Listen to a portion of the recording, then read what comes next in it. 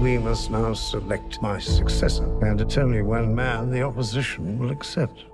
He stands for one thing, and one thing only, himself. Why have I been forced to send for Churchill? His record is a catastrophe. Let me see your true qualities, your lack of vanity. Yeah, my iron will. Your sense of humour. Ho, ho, ho. Your Majesty. It is my duty to invite you to take up the position of Prime Minister of this United Kingdom.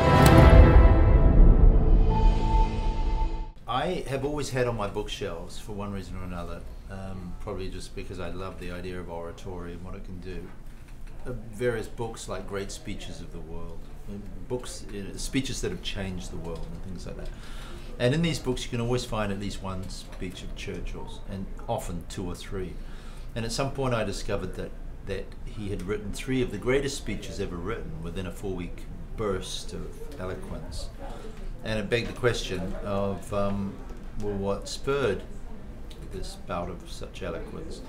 And digging a little deeper, I found that it was a period of enormous crisis in the life of Churchill himself, of the country, of Europe and the world. And he essentially became the Winston we know within that time frame, I would argue. So when we find Winston in 1940, May, he has just been offered the premiership. He's a compromise choice. He's a bit of a joke character, and the opposite of what we now think Churchill is, which is this iconic figure. So he was quite a flawed man, but he sort of created the great leader that he became during that period. Anthony had written this extraordinary screenplay and sent it to me, and I was very interested in the idea. You know, growing up in London, the main image of Churchill that you have is this kind of monolithic statue of him in Parliament Square. And I guess I was interested in bringing the icon down from the plinth and meeting him face to face and trying to understand the man behind the icon and what he might be able to teach us. I grew up, Gary's films were a big influence on me in my kind of mid-late teens. And I knew that I needed a transformative actor, a shapeshifter, and someone that I could get very close to. I wanted a very intimate portrait of Churchill. So I met Gary and we talked about the prosthetics route, and brought on Kazuhiro, who was the prosthetics artist, and together we worked on this character who, and the makeup and stuff, so that we could get very, very close and create a very intimate portrait of the man.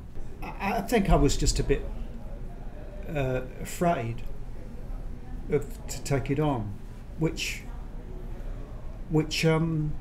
it's actually a nice feeling. You know, you don't. There are jobs that you do, and you have to work, and you keep the lights on, and all of that kind of thing. And we that's what we do. We act, we job, we work, and then occasionally something like this comes along. It's often the good ones are the ones that are the most scary, I think. Mm-hmm. Those are the ones that come in, and you think, and you don't jump. I've always said that it's the greatest thing of getting the call from the agent, and they say you're playing Hamlet, and you go, oh my God, I'm playing Hamlet, you know, and you put the phone down and you go, God, fuck, I'm playing Hamlet. Well, I discovered how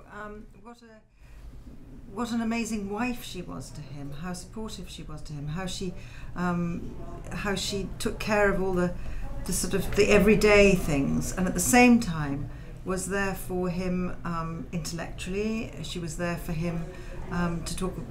They would talk about policy. They would talk about politics. They would talk about everything under the sun. And you know it was a really extraordinary relationship. And they both supported each other and provided sort of succor for each other. What I feel or about George, and there's only sketches, there's only brushstrokes. You take what you could take by looking carefully, and just a man that is not, whose life has gone in a completely different direction to what he had expected and whatnot. He is, after his brother has abdicated, etc. And I think George does a wonderful job, and you know, I mean, his daughter, Her Majesty, is you know, she's pretty good proof of that. There are lots of questions about leadership at the moment, what kind of leadership we want, and Churchill was certainly a leadership who took a deeply moral choice.